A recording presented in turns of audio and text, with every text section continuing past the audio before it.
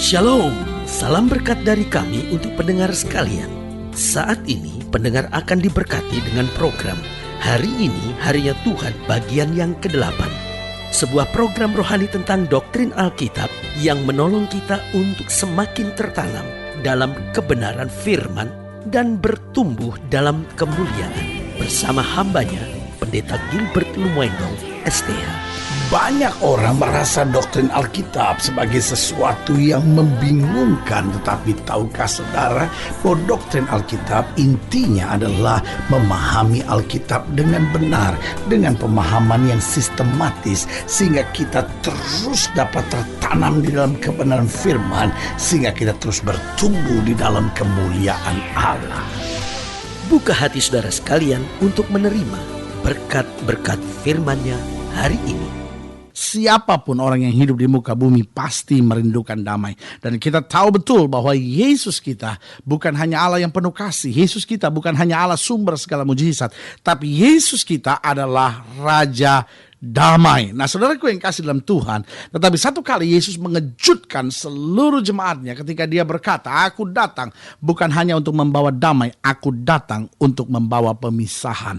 Nah, saudaraku yang kasih dalam Tuhan, mungkin sebagian orang berkata, loh kalau dia datang membawa pemisahan, berarti dia bukan Raja damai. Tetapi saudaraku yang kasih dalam Tuhan, justru damai yang sejati adalah damai yang memisahkan terang dari gelap. Karena kedamaian yang sejati bukan hasil sebuah kompromi, tapi kedamaian yang sejati hasil berjalan teguh di dalam kebenaran. Selamat datang dalam program kita Hari Ini Harinya Tuhan, sebuah program rohani yang mengajar kita untuk mengasihi firman Tuhan, berjalan seturut dengan kehendak Allah, dan menjadikan Yesus yang paling utama dalam hidup kita. Haleluya.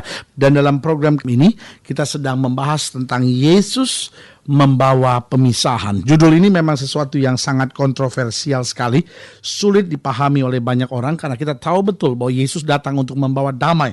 Bagaimana Yesus bisa datang untuk membawa pemisahan?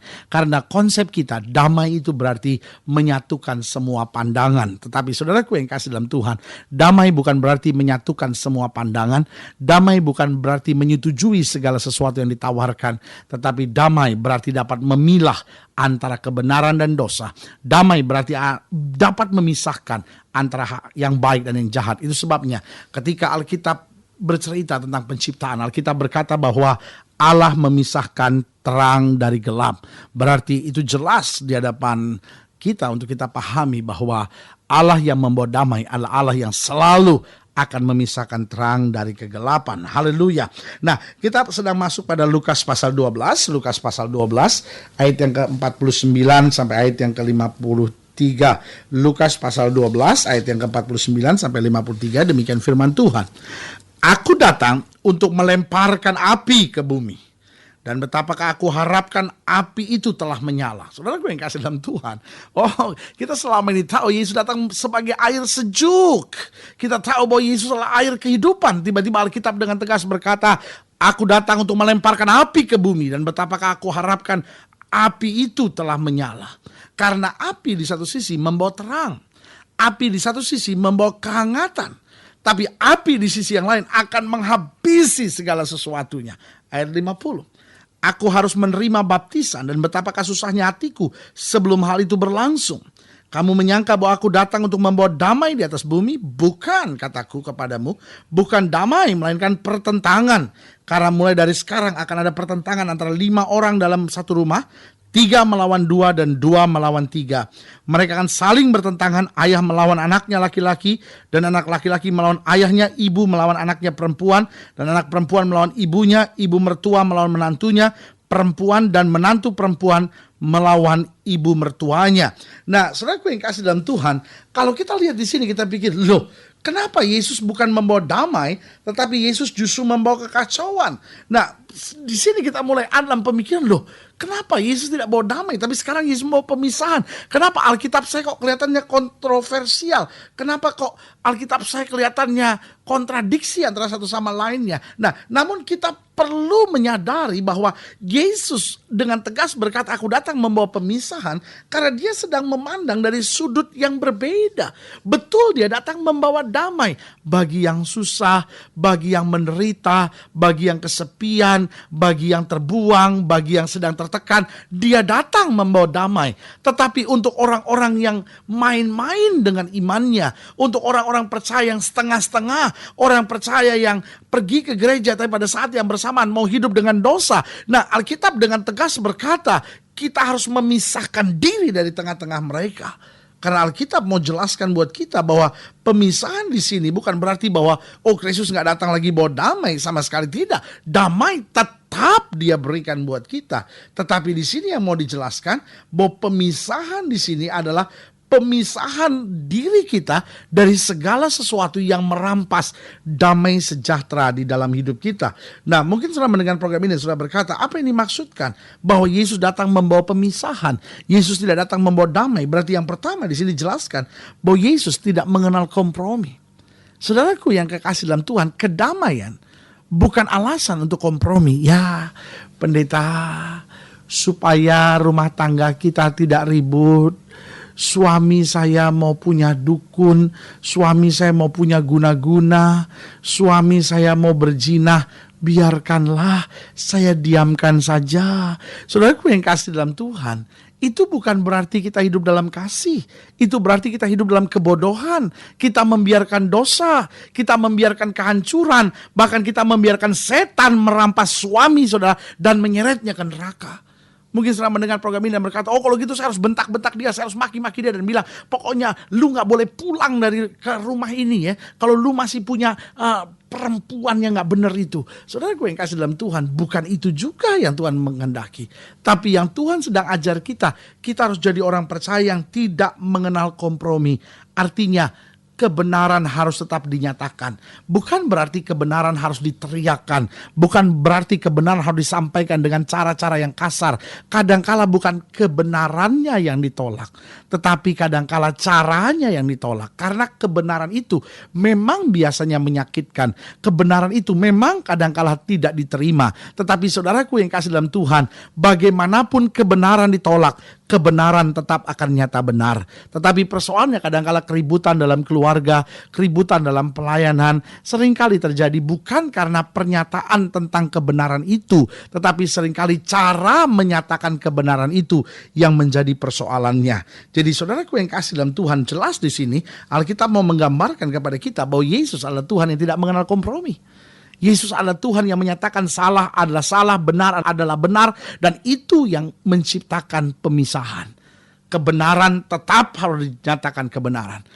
Kalau sudah hidup dengan prinsip seperti itu, sudah mau hidup dengan benar tanpa sudah sadari, sudah akan kehilangan banyak orang. Orang yang tadinya senang dengan saudara, ketika saudara masih tertarik dengan minum mabuk, ketika saudara masih keluar masuk diskotik, saudara masih keluar masuk night club, saudara masih terlibat dengan judi, tiba-tiba saudara ambil keputusan untuk terima Yesus, saudara tinggalkan semuanya tanpa saudara sadari, rekan-rekan dekat saudara mulai menjauh. Yesus datang membawa pemisahan. Jangan kecil hati. Ketika saudara menolak kekasih saudara untuk tidak lagi melakukan hubungan seks sebelum nikah. Ketika saudara menolak kekasih saudara untuk tidak lagi melakukan tindakan-tindakan yang salah dalam masa pacaran saudara. Tanpa saudara sadari, kekasih saudara mungkin bisa menjauh dari saudara. Tapi saya mau beritahu, Yesus memang datang untuk membawa pemisahan. Berarti setiap kita harus jelas, hidup Kristen adalah hidup yang tidak mengenal kompromi. Dunia ini sudah terlalu banyak orang-orang munafik. Dunia ini sudah terlalu banyak penjilat-penjilat, ular-ular kepala dua yang hanya mau kompromi terhadap dosa, terhadap kemunafikan dunia ini, hanya supaya dia bisa diterima dari segala sesuatunya. Tapi Alkitab sedang mau menggambarkan bahwa kita tidak dipanggil untuk supaya diterima oleh semua orang, tapi kita dipanggil untuk membawa dunia ini melihat kemuliaan Kristus melalui hidup kita. Yang kedua, mengapa Yesus jelas tegas berkata Yesus datang membawa pemisahan? Apa artinya? Yang kedua, bahwa Yesus mengajak kita untuk memiliki ketegasan dalam hidup ini.